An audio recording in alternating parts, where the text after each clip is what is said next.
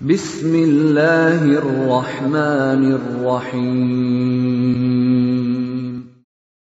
وَلْتَكُنْ مِنْكُمْ أُمَّةٌ يَدْعُونَ إِلَى الْخَيْرِ وَيَأْمُرُونَ بِالْمَعْرُوفِ وَيَنْهَوْنَ عَنِ الْمُنْكَرِ. Assalamualaikum warahmatullahi wabarakatuh.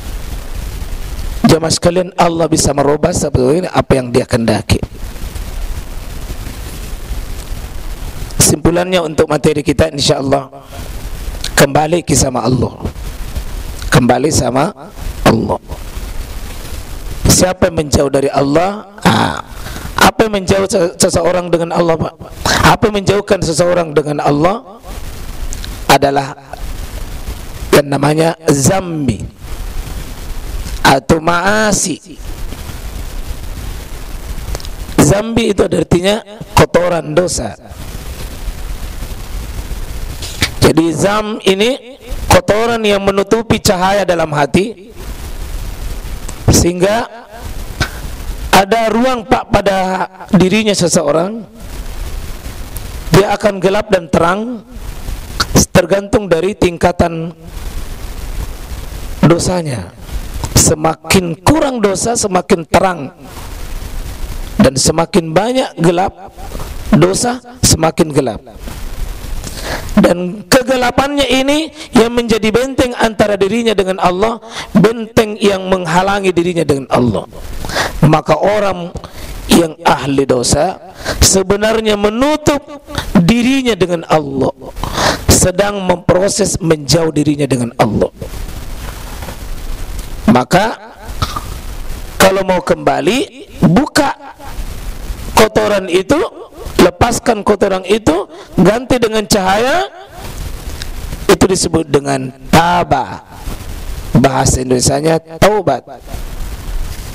Taba itu artinya Pak kembali. Jadi taba, taubat, taubat itu artinya kembali. Orang yang berdosa sedang lari menjauh.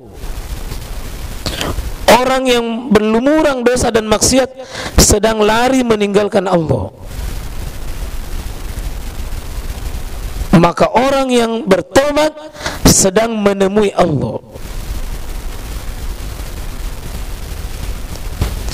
Orang yang sedang lari meninggalkan Allah, Pak, paling tidak nanti di kitabnya Imam Ibn Qayyim ada 51 dampak dari sebuah kemaksiatan. Salah satu contohnya, hatinya mengeras. Karena akibat keras, mata sulit mencair, sulit keluar air mata.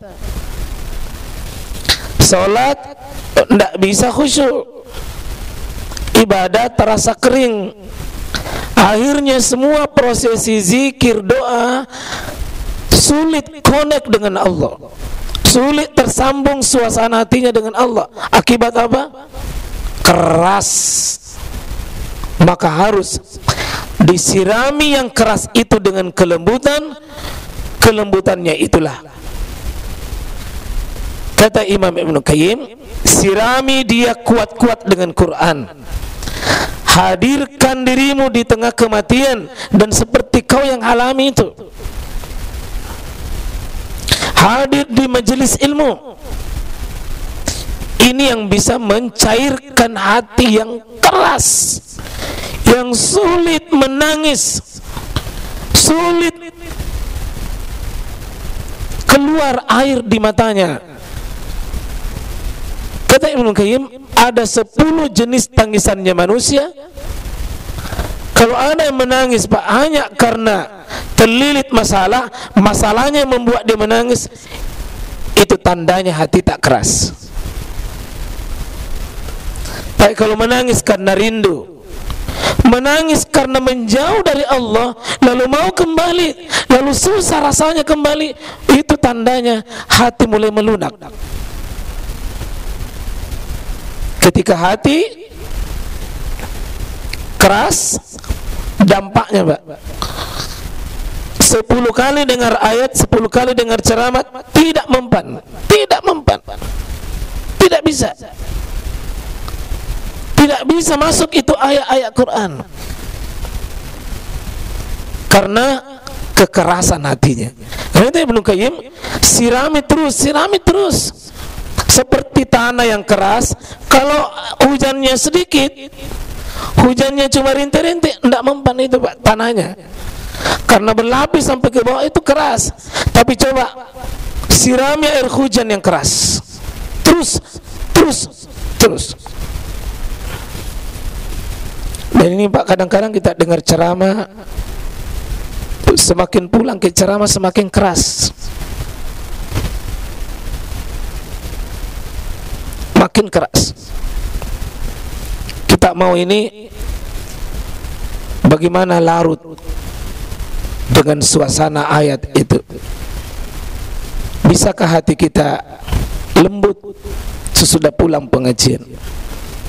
Cirinya semakin rindu, dekat dengan Allah.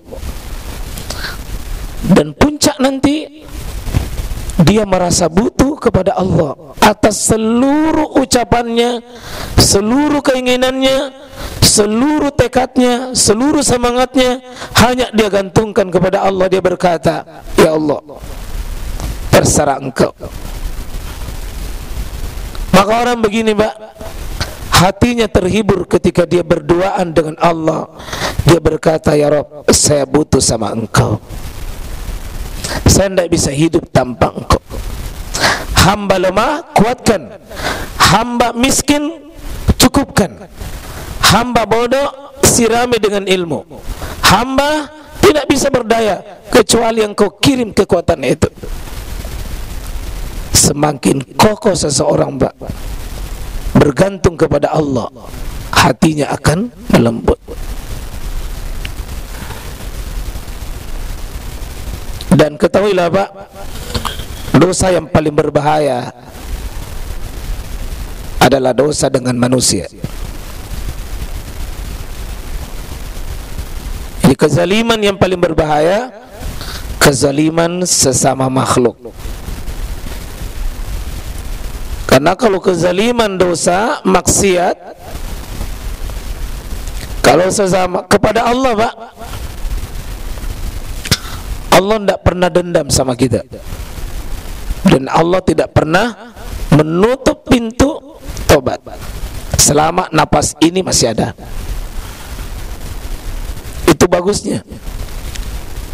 Bahkan tidak sedikit dosa kita sama Allah, tetapi membayarnya justru perbaiki hubungan kita dengan manusia. Contoh, bikin pelanggaran di bulan Ramadan, kan pelanggaran tak sama Allah, tapi caranya melebur dosa. Seandainya Bapak tidak berpuasa di bulan Ramadan, salah satu cara pembayarannya kasih makan orang miskin. Dosa tak sama Allah, cara bayarnya sama orang. Karena Allah tidak butuh ibadah kita. Kalau pergi haji dan umrah, laki-laki tutup kepalanya, tutup kakinya, itu didenda. Dosa itu. Cara membayarnya kasih makan orang miskin dengan potong kambing. Dosanya sama Allah, tapi berinteraksi dengan orang disuruh perbaiki.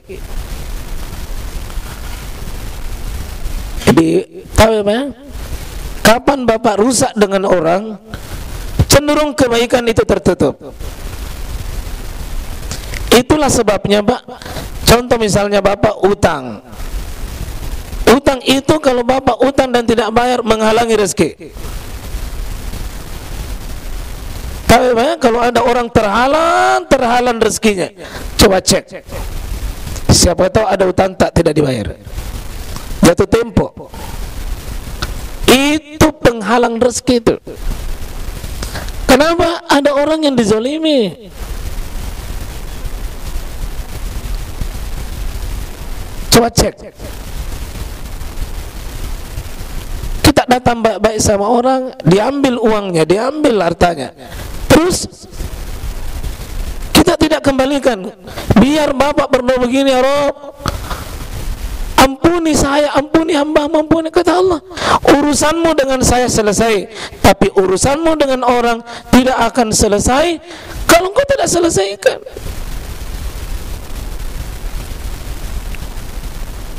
Nah itu Pak, jadi saya ulangi, yang merasa ada hubungan dirinya dengan orang rusak, itu pintu paling terbesar tertutupnya pintu keberkahan hidup. Itu yang paling menghalangi kita baik. Karena itu amalan perusak yang paling merusak manusia, akhlaknya kepada orang. Terutama tadi coba ya, Nabi tidak mau salati orang saking jeleknya itu. Tidak mau salati kalau ada utangnya, karena itu jelek. Saking jeleknya itu dosa namanya. Karena itu ya sekalian ya, jangan pernah berharap rezeki kita akan jadi baik kalau cara membayar utang tidak baik.